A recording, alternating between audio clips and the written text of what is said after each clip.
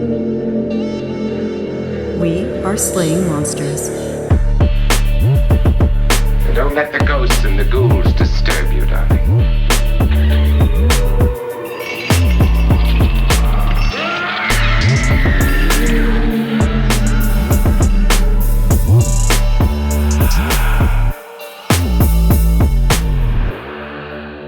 I don't know if this is going to make it into the segment or not because I'm still actually editing that episode. But while I was editing our previous episode where we talked about Franz Ferdinand, I did a little research on myself and found out that the sandwich shop story where he went in, grabbed a sandwich, and then walked out and that there was a motorcade and he walked up and shot through the window is apocryphal. That it might not have been that he was getting a sandwich at the time.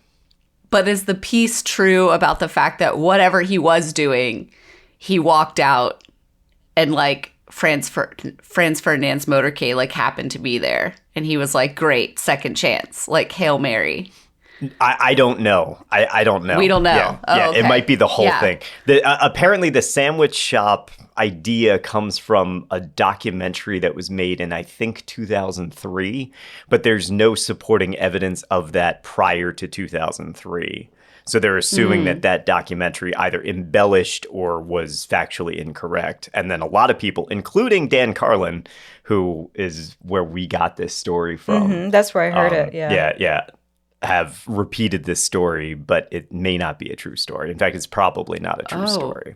Interesting. So then that makes us talking about it even more like slaying monsters territory because it's just like made up conspiracy or something. Mm-hmm. Yeah. That's really interesting because, I mean, as you both know, but our listeners might not, like I studied the First World War extensively in graduate school.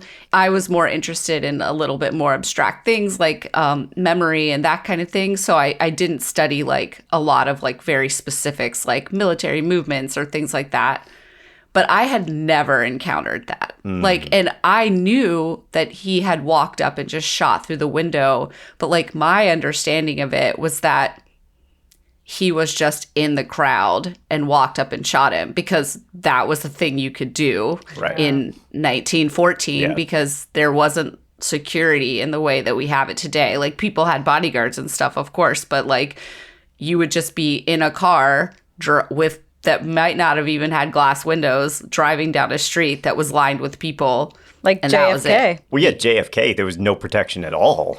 I mean, he had the Secret Service around him and there was security, like Katie said, but it was an open car, and you'd never do that today.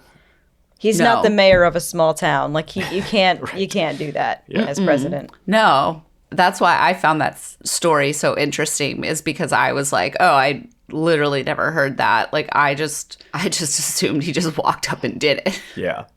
Yeah. It's a great story though.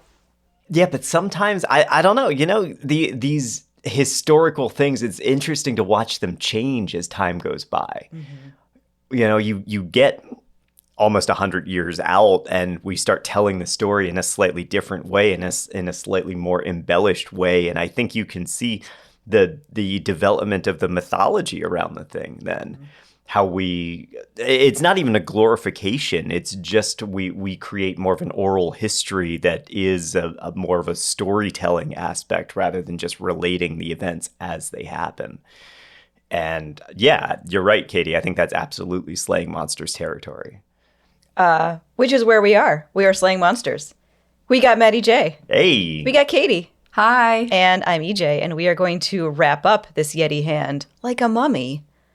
We are not. No? We are absolutely not, because this story is bigger than I thought it was. Oh, is there going to be 4 episodes? There's going to be 4 parts to this. Yeah, there's one more part coming after this, because I realized as time went on, as I was building the script, that we needed more time to even develop the team. So this episode, this is our Ocean's 11 episode, though. This is Tom Slick going around finding the team for his Yeti Hand Heist. Cool. Nice. Yeah. But EJ, make sure to say that rapping mummy thing next time. All right, I'll remember it. And the audience will forget, so it'll be like new to them. Yes. Yeah, just don't remember that, guys. Just forget. All right. But yeah, in our last episode, we talked about the Daily Mail's abominable snowman hunt. Funded by that newspaper, the Daily Mail, a team of researchers in Nepal came across two very gruesome artifacts, a preserved Yeti scalp and a mummified Yeti hand. Both of these were kept in the Pangboche Monastery in the foothills of Everest. But the team had been unable to bring those artifacts back with them or even do any real extensive testing on them.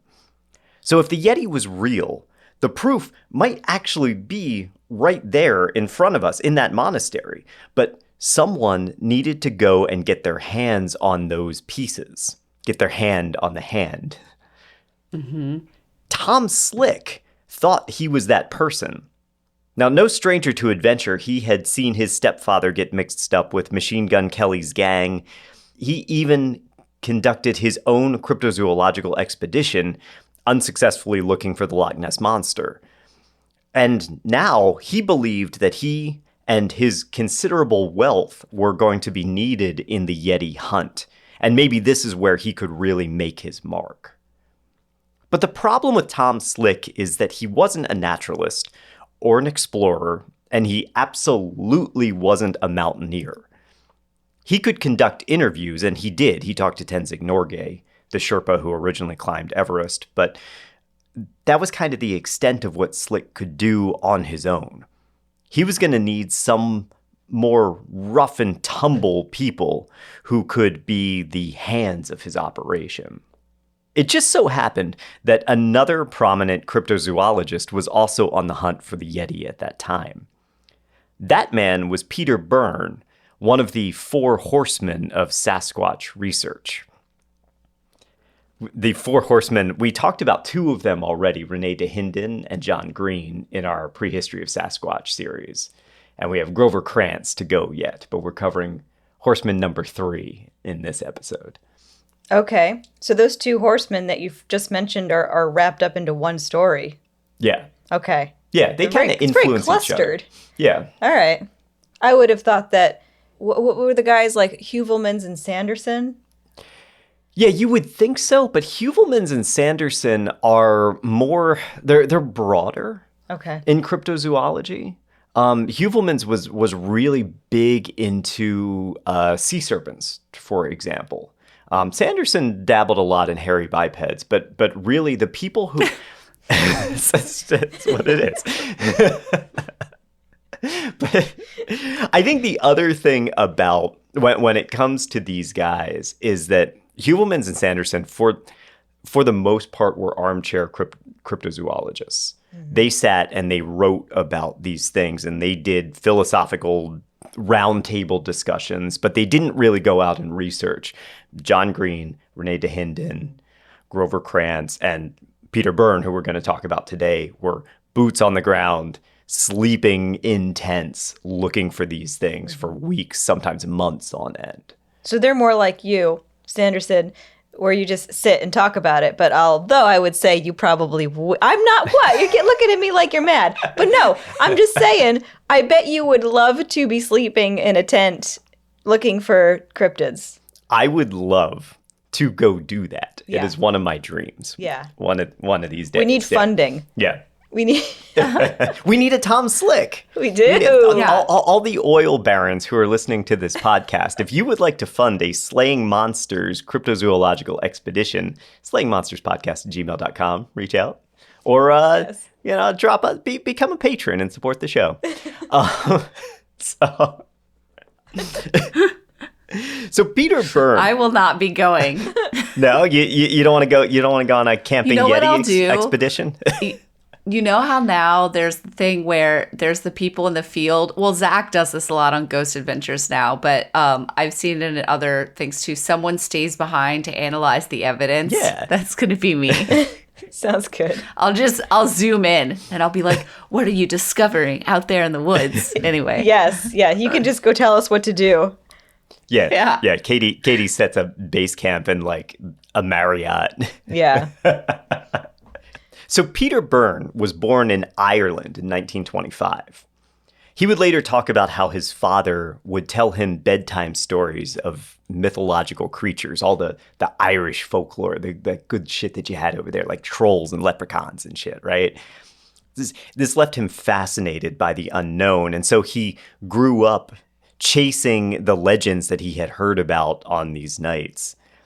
His thirst for adventure would push him to lead no less than 5 expeditions in search of hairy bipeds, and spend over 3 years in the Himalayan wilderness.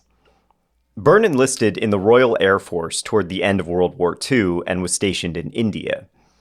After the war ended, he decided rather than go home, he would take a 2-week trip and just travel through the Himalayas. I don't think he really intended to look for anything at that point. I think it was just, hey, I'm over here. I might as well do something with my time. While talking to porters and Sherpas, he heard the same fireside tales of the Yeti that we've been telling throughout this entire series. He didn't find any evidence on that first excursion, but it intrigued him, and he decided that he would remain in Nepal, not go back to Ireland. He would stay here, and he would devote the next couple of years of his life to trying to find evidence of this creature. Can you imagine being in a position where you're just like doing something and then you're like, oh, I'm going to like go essentially on vacation, or I'm curious and like seeing this place, so I'm going to go pop by. And then you're like, you know what? Instead of going home, I'm just going to stay here. I feel like the world was so different back then. Mm-hmm. Like we don't have, I think so many of us are so wrapped up in trying to save for retirement and maintain our 401ks and just have this life that we don't have a world anymore unless you're a rich kid where it's like, I'm just gonna stay here in Nepal and study this one thing. It was just different. Yeah. Yeah. Or we don't have the lackadaisical schedule. Yeah. Where you can just be like, you can make that kind of decision and be like, oh, I'm just gonna work here now. Mm-hmm. Yeah. It's like, oh, okay. Yeah, we're all, and I think that could be, part of it could be the fact that, what year was this? It was the end of World War II. So we're talking late 40s. Yeah, mid to late 40s. I wonder too that there's this shift in our culture and our society in general that we all tend to live longer now, and so we need to think about the fact that we're going to live longer and we need to prepare financially. And back in the day, like in the 40s, there was like if you were lucky to live into like your 60s and 70s and be healthy. And so it was like, you know what? Life is short. I'm going to live in Nepal and I don't care. Like there's not going to be a sunset old person's home for me to go to when I'm 85, like, that I need to afford and live in dignity in. Like there's nothing like that back then, I don't think. That's true. So that's true. I think jobs were different too, and like pay structure was different. Like Byrne, he took a job on a tea plantation, and he just worked on a local tea plantation and used that money to live and to fund a couple of expeditions to go look for the Yeti himself. Yeah. And he could get by doing that and be fine.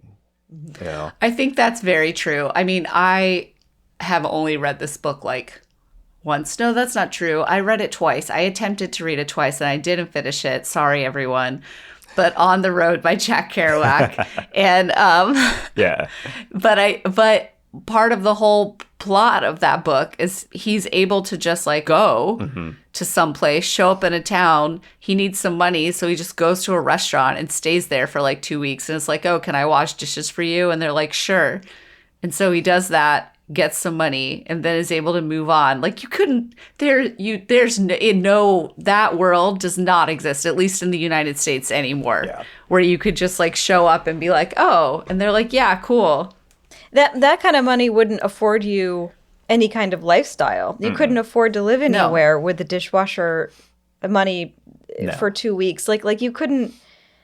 No, you wouldn't even be able to buy your hotel room or something. Absolutely. Like shit is so dicked. Like we can't have adventures anymore unless we're like trust fund babies or whatever. Anyway, it's now true. I'm mad. Yeah. Okay. Let's go back to Byrne living on his tea plantation and he's funding some Yeti adventures. Yeah. Yeah. So Simpler times. in 1948, he had saved enough money that he could go on a month-long Yeti expedition in the Himalayas. And he found a single Yeti track near Green Lake in the Pishang region of Nepal. And that inspired him. That was the only evidence he found on that expedition, but he was like, yo, this is it. It's real.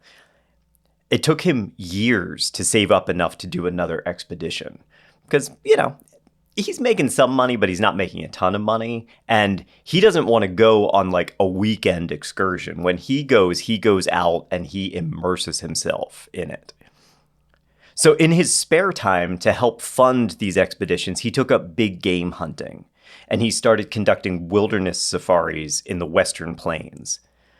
But still, he had this goal. I got to get back to the Himalayas. I got to track the Yeti. Never left his mind. But he's also building his skills as he goes, as he gains more and more experience as a tracker and as a hunter. 8 years go by. 1956, he was finally able to organize another expedition. And despite his years of hunting experience, this time he came up completely empty-handed, didn't even find tracks.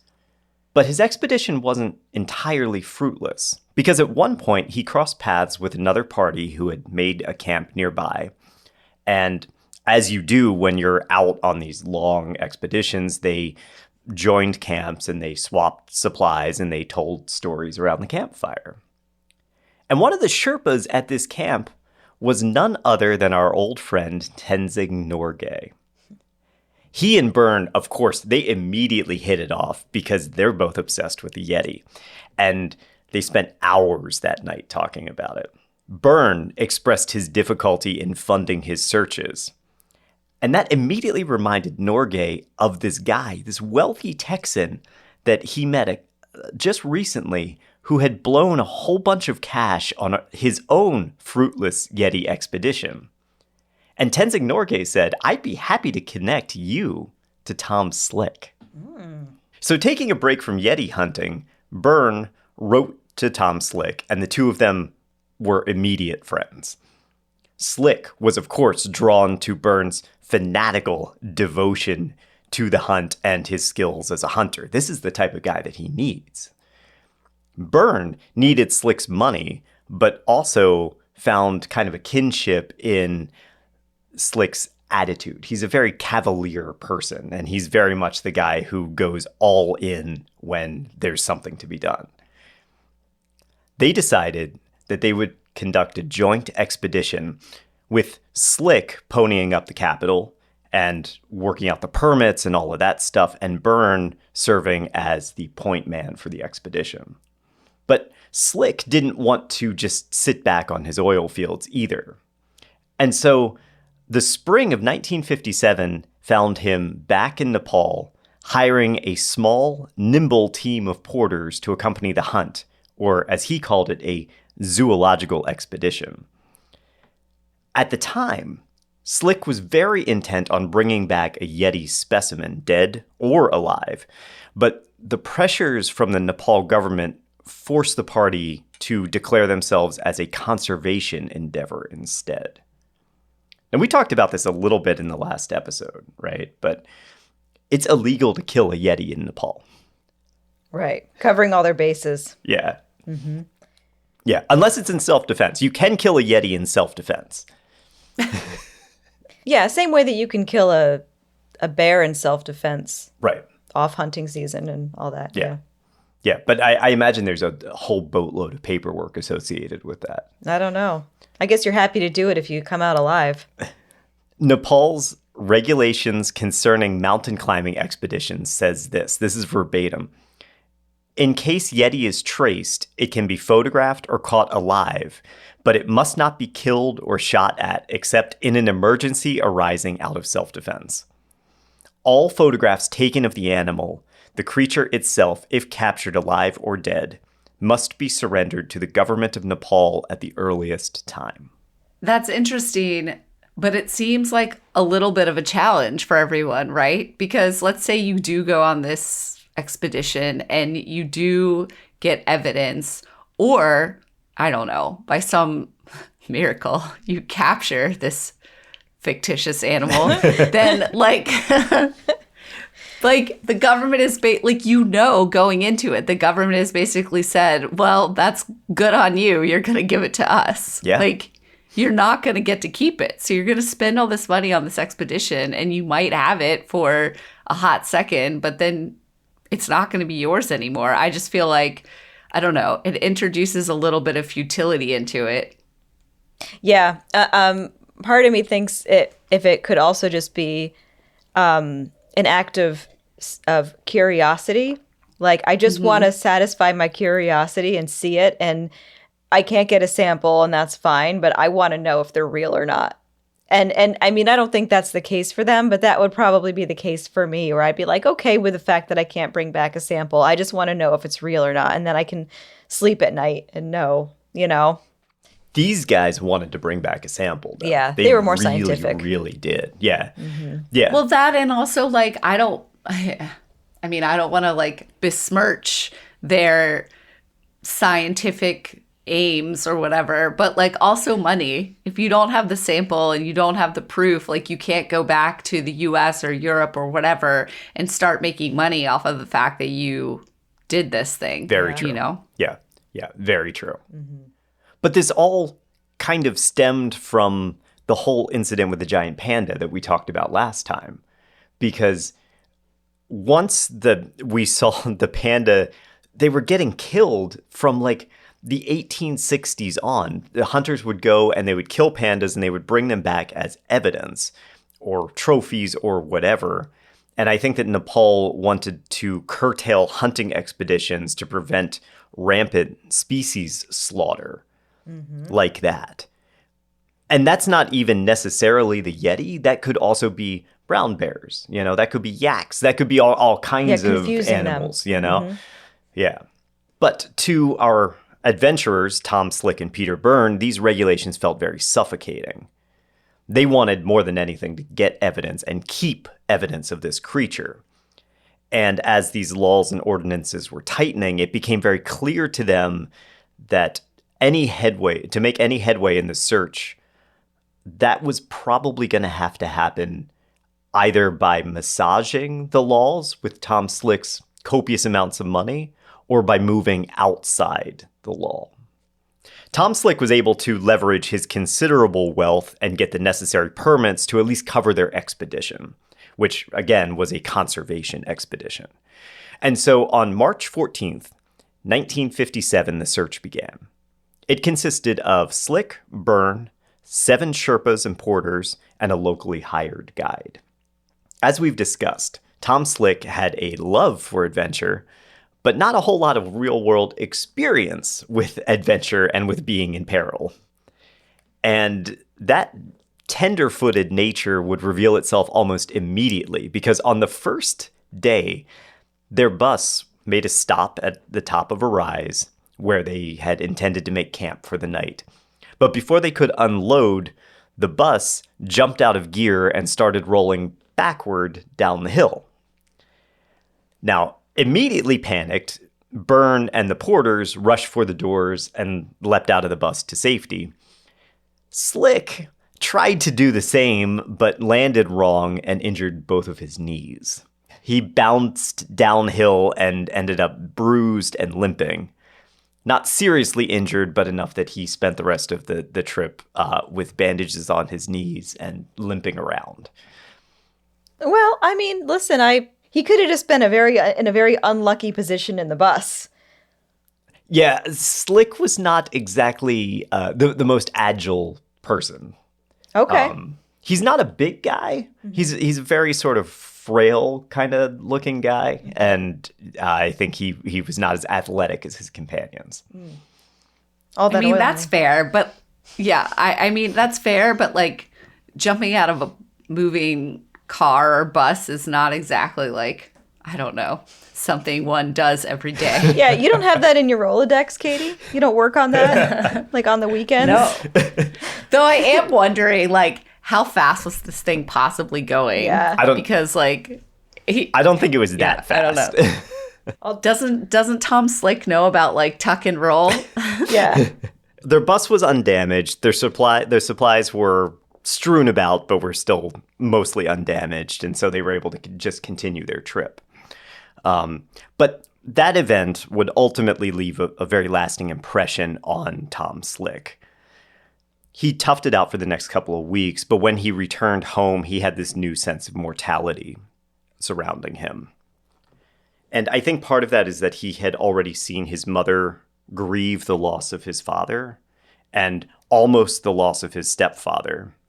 And he was very concerned about leaving her a grieving mother as well. So despite his fascination with the Yeti, he would not go on another expedition after this one. Oh. But for now, he brushed off his injuries and his team set up camp in the Arun Valley, a local Yeti hotspot, according to the porters. Slick, Byrne, and the leaders slept in tents, and that first night the porters curled up in sleeping bags outside. Now, Lauren Coleman describes how this caste separation really bothered Slick as soon as he saw it. He said, Slick was shocked to discover that the custom for the team leaders and some Sherpas was to sleep in tents while the porters slept on the ground. Slick would not have that and sent men back to buy huge tarpaulins to use as makeshift open-air tents. This was the kind of man Slick was, people told me, and the Sherpas and porters did not forget his kindness. That is so sweet.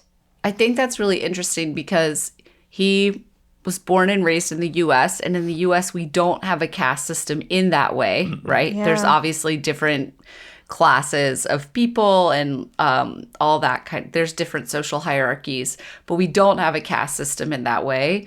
And it's interesting that he didn't just go with it. That he was like, I'm offended and I'm going to do something about it. Not like, I'm offended, but this is what they do here, right, so I'll just do it. Yeah. Yeah. I also really respect that he had so much money, because he really did. And he was just like, oh man, this doesn't look right to me. Here, take a bunch of money and go buy some supplies for yourself. Like, he was willing to put his money behind it too, which I think is really great. Yeah, nice guy. So the group spent weeks in the Himalayas, encountered 3 different sets of unidentified tracks. Byrne noted in his account that these were not bear tracks, at least according to him, because he said there were no identifiable claw marks. And typically when you see bear tracks, you see claw marks.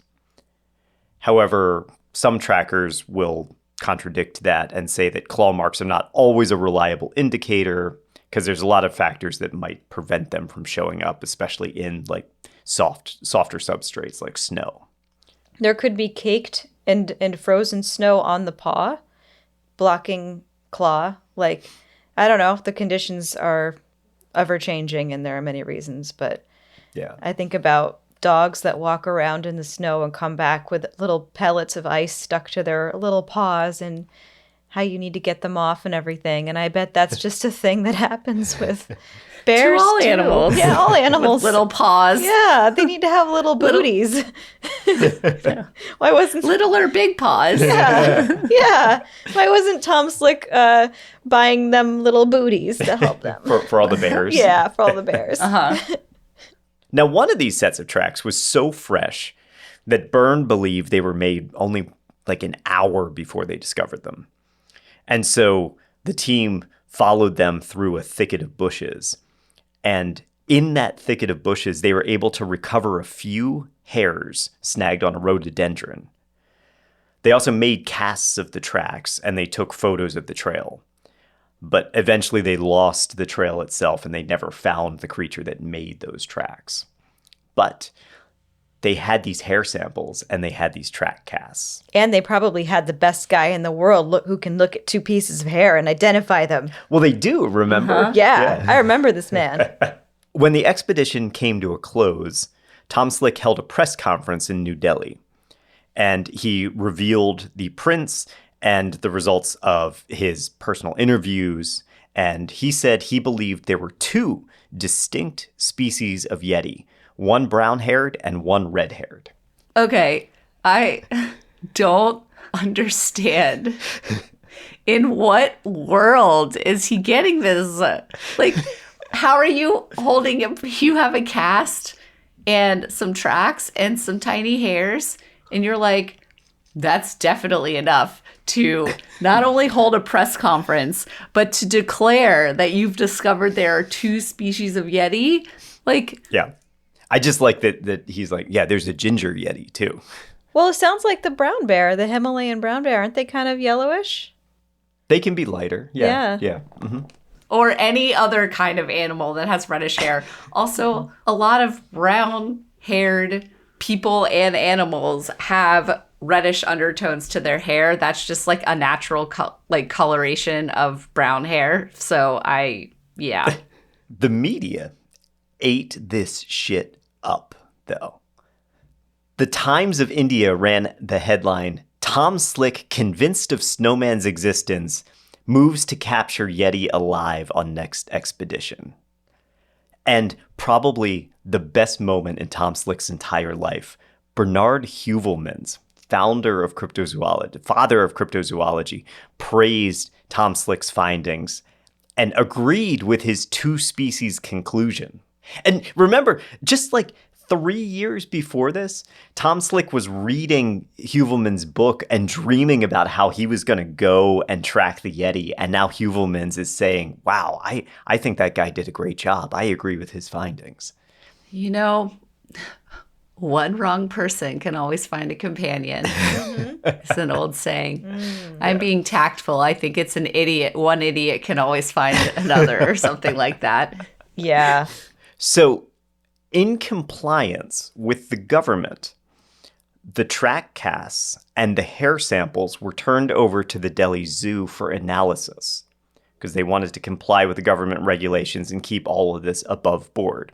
And also, I think because Tom Slick believed that worst comes to worst, he can just use some of his money and grease the wheels if he needed to. But their evidence disappeared. We have no idea what happened to it. Does Tom Slick know what happened to it? No.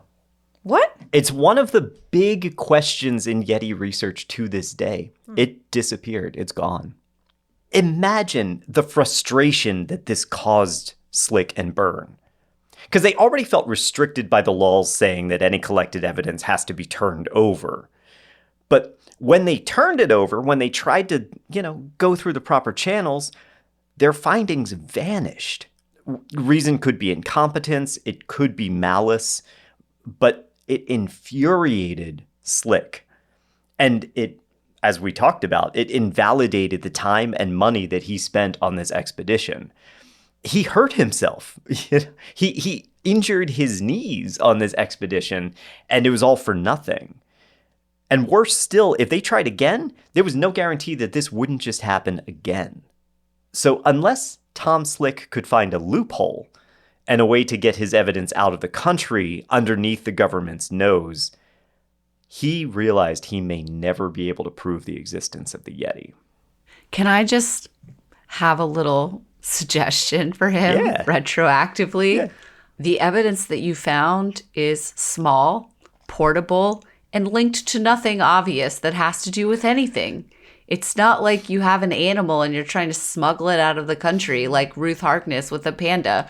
You have some hairs. You could put those in anything. No one gives a shit. And you have some weird casts of animal tracks. Fine. Leave the country with it and then have your stinking press conference when you're back in the US or Europe or wherever you want to go. Problem solved. Big bang boom. Yeah. What are they going to do about it? Well, yeah. The thing that I will say is that they were very afraid of customs. Because if customs found out that they were smuggling this out, there would be repercussions. That was the big concern. Now, I agree that hair samples, you could just put them on a freaking hairbrush or something like that, whatever, right? Wrap them up in a cloth or something, like a tissue. Who's paying? No one's paying attention to that. Yeah, totally. I would also say maybe for the casts, you just forge a receipt. because it's like 1957, 1958, and they're probably all paper receipts anyway. You just forge a receipt and you're like, oh, I bought this in a shop. Yeah. You know? To be fair, it's very, very likely that Byrne tracked a bear through the bushes and their hair sample was very mundane, and so the Delhi Zoo just thought nothing of it and threw it out. In 2014, a study was published in the Proceedings of the Royal Society, which analyzed 9 independently collected hair samples claimed to be a Yeti. You want to guess how many of them were brown bears, Himalayan brown bears, of their 9 samples? 9. I was going to say the same thing. Maybe 8, and 1 is some other type of animal. Yes, it was 8. One of them was a dog. A dog. Oh, I didn't think of dogs. I was like 9 out of 9 seems a little excessive, but Now, that doesn't necessarily invalidate Byrne's hair sample. yes, it does. But it does mean that there are an awful lot of bears shedding in the Himalayas. And it's pretty likely that that's what they found, especially, when you take into account that they were following these tracks and all of that. Very doubtful that that came from a Yeti. But to Tom Slick, the only way he was going to circumvent this government's meddling, because that's how he saw it, just meddling in my affairs, was to prove the Yeti was real and collect evidence that was so unbelievable that it couldn't be covered up. So Tom Slick has now shifted, and he's thought, okay, I'm not going to try to smuggle shit out.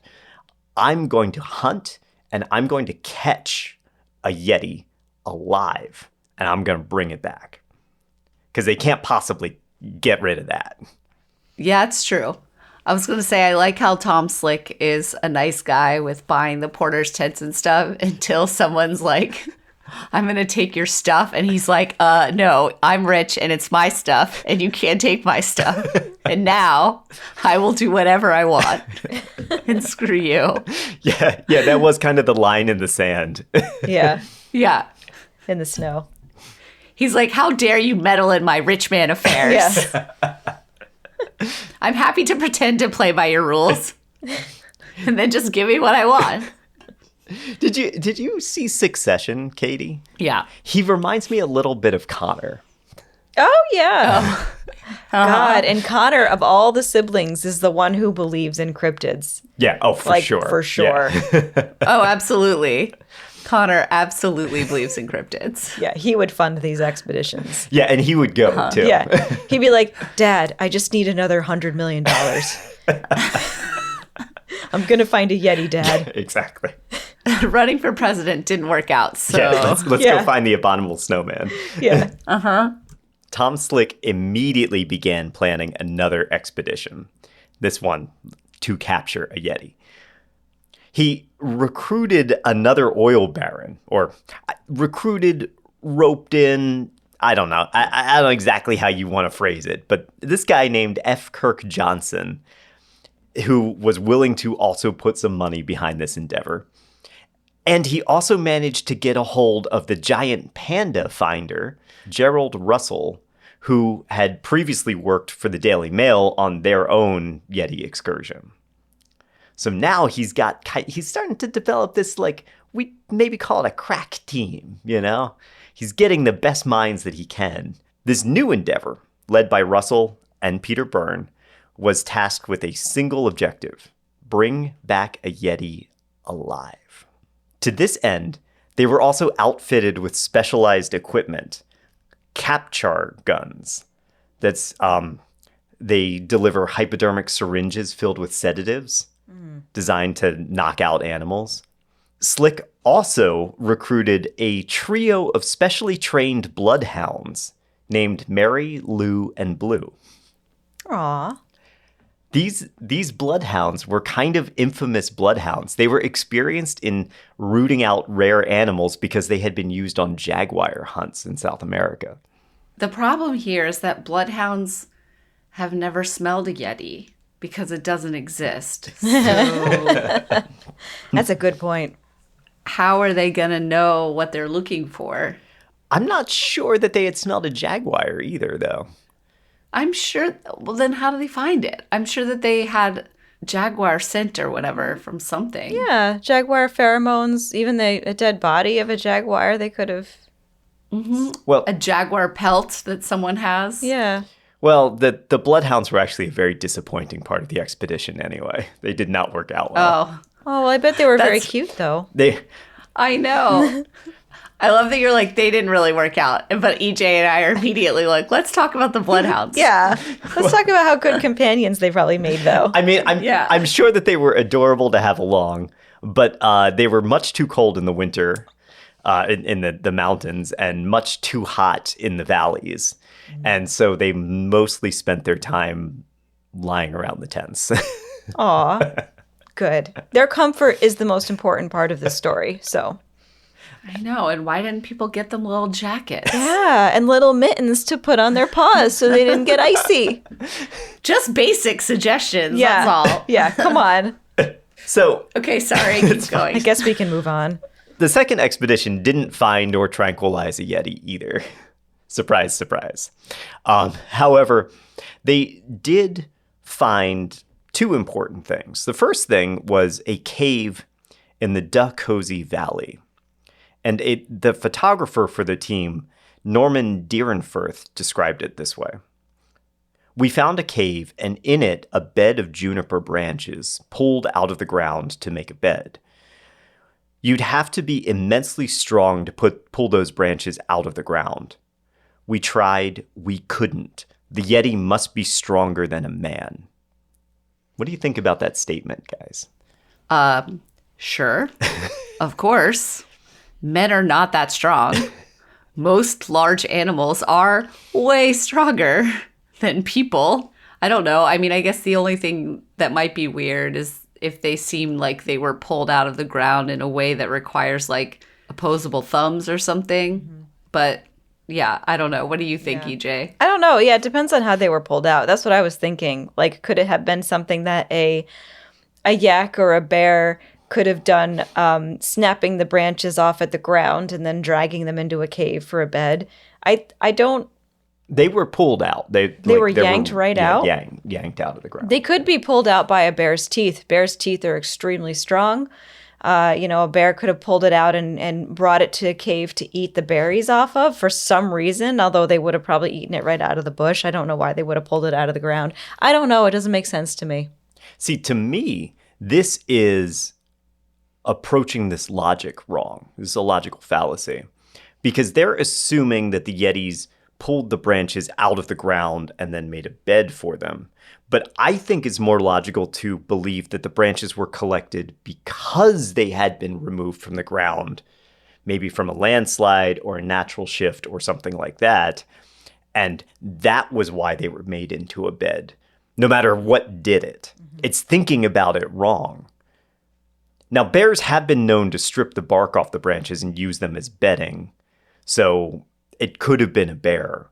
But either way, when you're talking about an animal in nature, or even a person living out in nature, you don't want to exert a whole lot of effort if you don't have to. So if you find, hey, here's a bunch of branches on the ground that would make perfect bedding, you use those. You don't go and exert yourself heavily tearing trees out of the ground if you don't have to, right? Yeah. And if you have to, I would believe that a bear would be strong enough to be able to do that with its teeth. Yeah, or like dig it up a little bit and then pull it out. Yeah. I don't know. They could absolutely do that. Yeah, they could absolutely do that. Yeah. So, aside from this dubious Yeti cave, the expedition found something else. While camping near the Pangboche Monastery, Peter Byrne struck up a conversation with one of the temple's custodians. This unnamed man turned out to be an ex-soldier and told Byrne that he knew where the llamas kept a Yeti hand. And now, of course, Gerald Russell, who had previously been denied access to this hand, eagerly asked the soldier if they could show the hand to them. And he agreed, and snuck Byrne and Russell into the Goompa temple to look at the mummified hand. It was mostly bones, tied at the wrist with some rope, about the size of an adult man's hand. Byrne described it, saying, "It looked to me like a partially mummified primate hand, black and glistening from the oily smoke of the temple lamps. I immediately sent a runner to India with a cable to Tom Slick, telling him about it. This leaves them ecstatic. This may be, they might have finally found evidence of the Yeti, a relic that could actually be examined and tested, and doesn't require them tracking this animal, which they've tried time and time again and failed. So Byrne photographed the hand, but when he asked the temple about removing it for study, they said you can't do that. The monks claimed that removing the hand would bring bad luck. So once again, our cryptozoologists are in a bind. This hand could very well be the smoking gun of the Yeti legend, but without testing and analyzing it, it's basically a meaningless rumor, same as everything else. They can't remove it, and to make matters worse, the last time they tried to do something like this, their evidence disappeared through the bureaucracy of the government. To Tom Slick, the only solution was going to be figuring out some way to smuggle that hand out of the temple and out of the country. Now, believe it or not, this wasn't the only Yeti hand that surfaced during these expeditions. Through interviews, Byrne also found out about an alleged Yeti hand and forearm at Makalu near the Chinese border. This hand looked very different from the one at Pangboche, though. There were no fingers, just a forearm and a palm, although there were sort of vague outlines where the finger bones probably would have been. Was it a cast or was it an actual hand? It was an actual specimen. Okay. This left Byrne a little skeptical of it, especially in light of the Pangboche hand, which he thought was a more convincing primate specimen.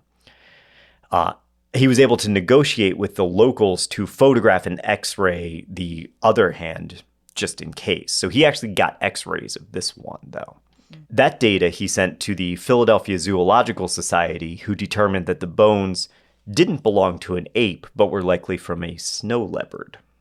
Slick reported that back to Byrne and told him, abandon any further work on this one. Turn your attention to the hand at Pangboche.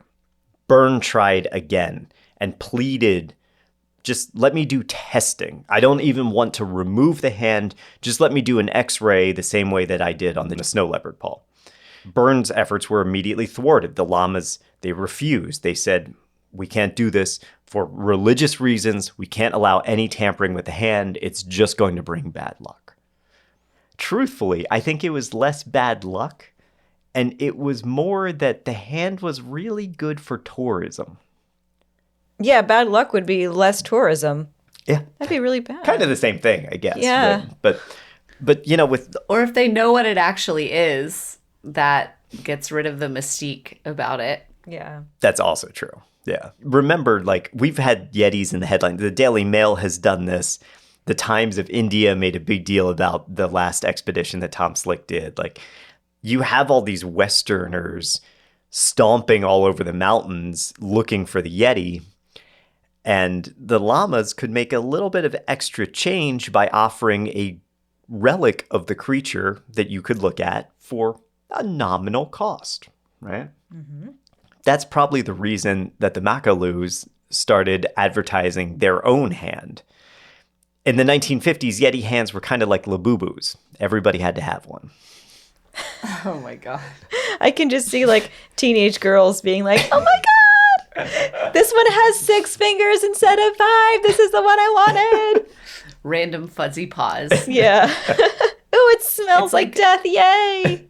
So if we've learned anything about being rich, though, it allows you to bend the laws in very unusual ways, right? So Tom Slick reached out to the British primatologist William Osman Hill. Surgeon and zoologist, Hill was in the process of writing his own opus, an 8-book series cataloging all existing primates titled Primates, Complete Anatomy and Taxonomy. Hill was very interested in the Yeti because this could maybe be a 9th book for him, and he listened to Slick and he was very interested in helping out. When the problem of the Pangboche hand came up, he agreed, if you get me that evidence, if you can figure out how to get it out of Nepal, I will study it and I will report back to you. And so the trio, Byrne, Slick, and Hill, met in London at the Regent's Park Zoo. Also present there was Ralph Izard, the journalist who wrote up the original Daily Mail investigation, and Russian Yeti researcher Odette Chernin, one of the very first female cryptozoologists. Yeah. I'm hung up on the Izzard name and wondering if he's a relative of Eddie Izzard. I have no idea. I know. Me too. You gotta look this up now. That would be amazing, actually, if he was. That'll be my next thing to look up. Just imagine that it's Eddie Izzard. I will. Oh, I will. Yep. Eddie Izzard would make all of this way more fun. Oh, absolutely, that's for sure. yeah. Oh, if they were making a movie out of it, they should just cast him. Well, yeah, so you got Eddie Izzard, you got the guy who played Connor from Succession. Yes. Yeah, put yourself there. Put yourself like Edgar Wright style quick cuts, right? Mm-hmm. This group hatches a plan at breakfast at the Regent's Park Zoo in London. They hatch a plan not to steal the hand, because they can't steal the hand. The monastery's going to know. They realized they needed to steal a piece of the hand. We don't know who came up with the idea, but basically the plan went like this.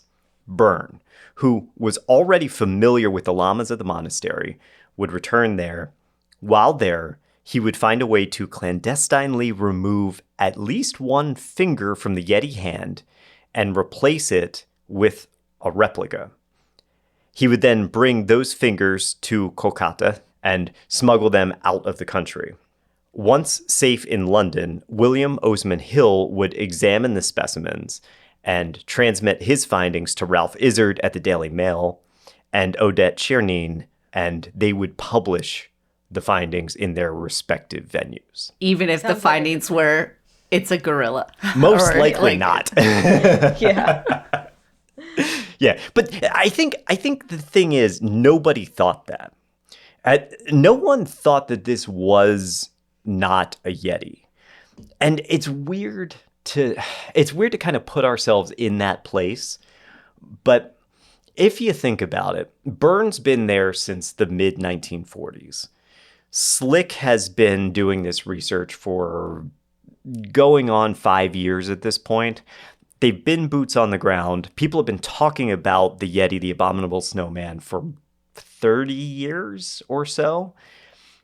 Everybody believes that this is real.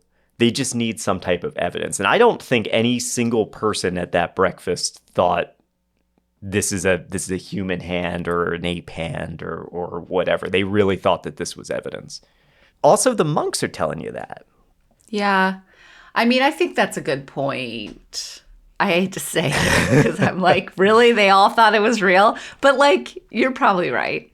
Yeah, they bought into it. And I think they put a lot of trust in what was being told to them by the Sherpas.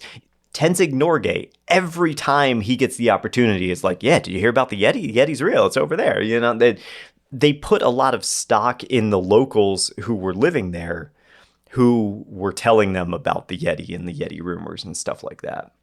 I think there's a bit of a Western intellectualism bias sort of going on here that you see sometimes when you're talking about these types of Eastern or just non-Western cultures, where these researchers, particularly at this time, have a tendency to believe that these people wouldn't lie to them or wouldn't pull their leg. Yes. It's also possible that these people also think it's real. The monks or the lamas like mostly think it's real, but Tenzing Norgay, he also thought he saw a Yeti, right? And had grown up with those stories.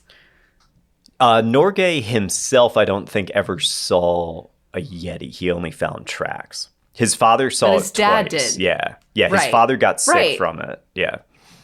So it's possible, like, these people also do think that it's real or are on the upper bound, right? Maybe they don't think it's completely real, but they're like above 50% in thinking that this thing possibly exists, right? Yeah. But I agree with you. I think also people are like, these simple people would never be lying to us. They tend to underestimate people. So the first half of this plan is pretty well fleshed out.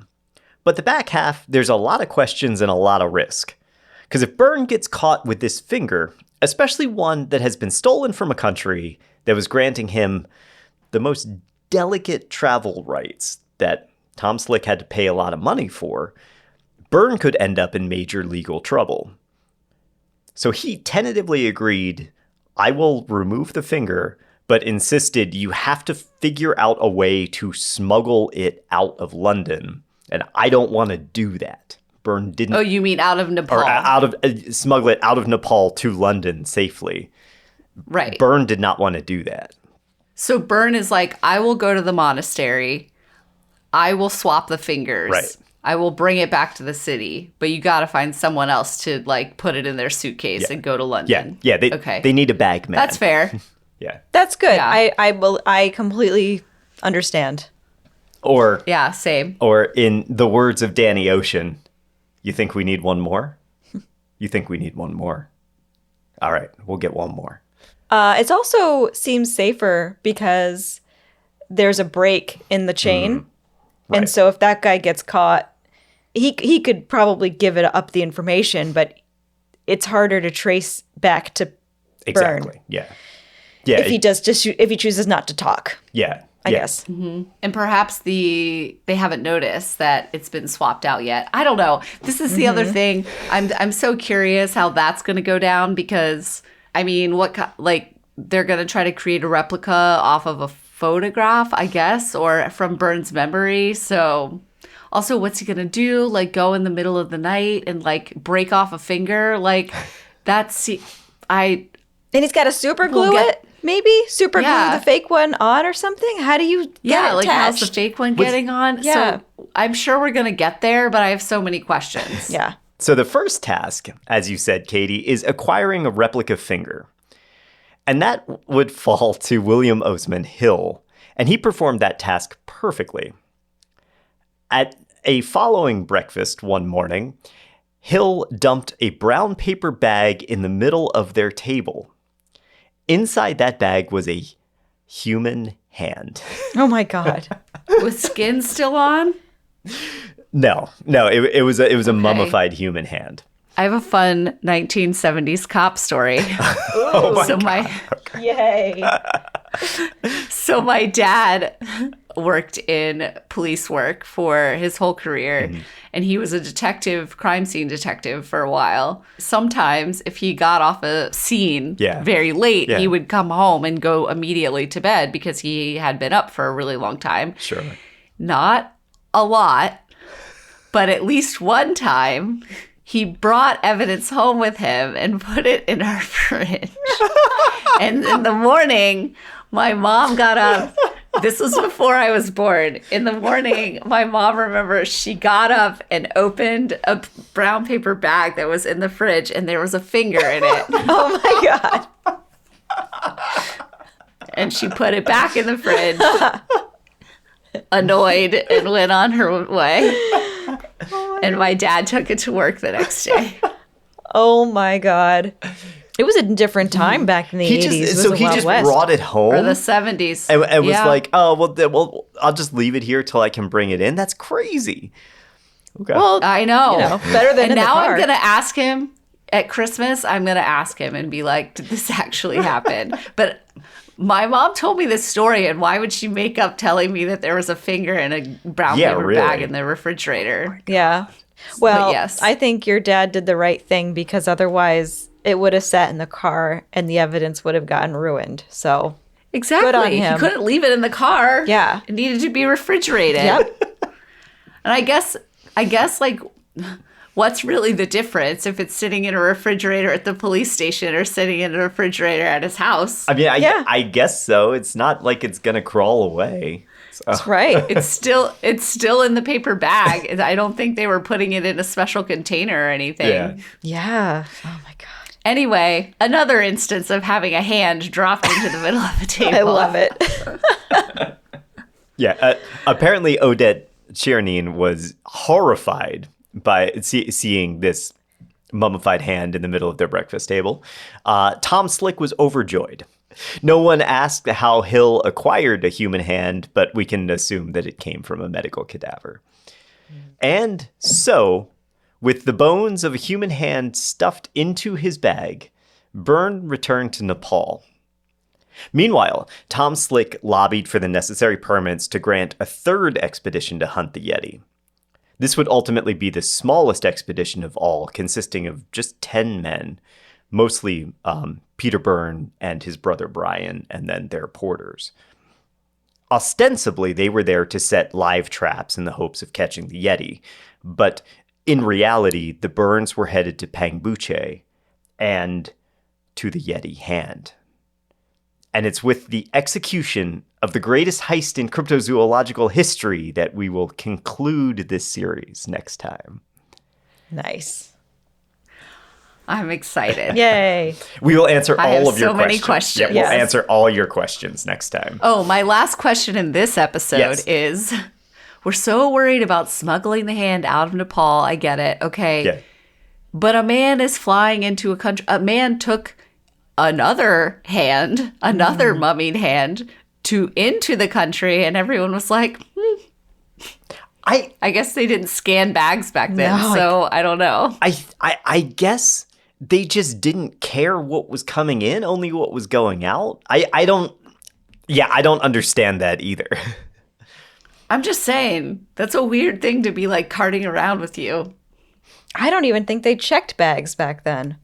Yeah, that's true. I think it was like as unofficial as getting into a cab back then.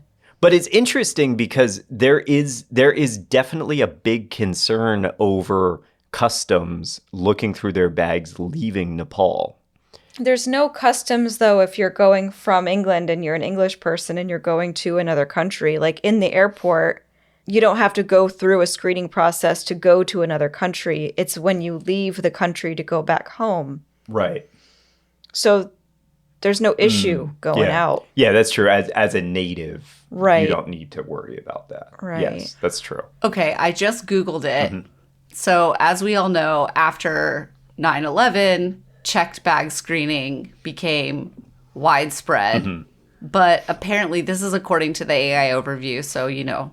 But following hijackings in 1972 and 1973 was when they mandated metal detectors for passengers and x-ray screening for carry-on bags at U.S. airports.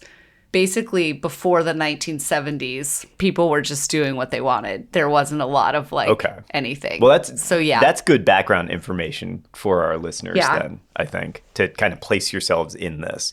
Yeah, at least in the U.S., and I assume it was probably similar in other countries as well. Right. Yeah. And, you know, we're all old enough to remember flying before 9/11 and the craziness that happened after that. And, like, there are people way younger than us that might be listening that don't really know a world where planes were pretty, like, fast and loose. Yeah. Well, they've probably seen movies where this is true. Yeah. But it used to be that people would come and be standing waiting for you when you got off the plane. Oh, yeah. They would have the signs. That's where people would meet you. Yep. Because you could go through security without a boarding pass. You could go to the gates without a boarding pass. Yeah. You can't do that anymore. I remember when you could carry pocket knives on planes. I'm really glad you can't do that anymore. Real glad. It's kind of wild to think about, but there was like a blade length that you could. Oh, yeah. If it was under 3 inches or something like that, you could carry it on the plane.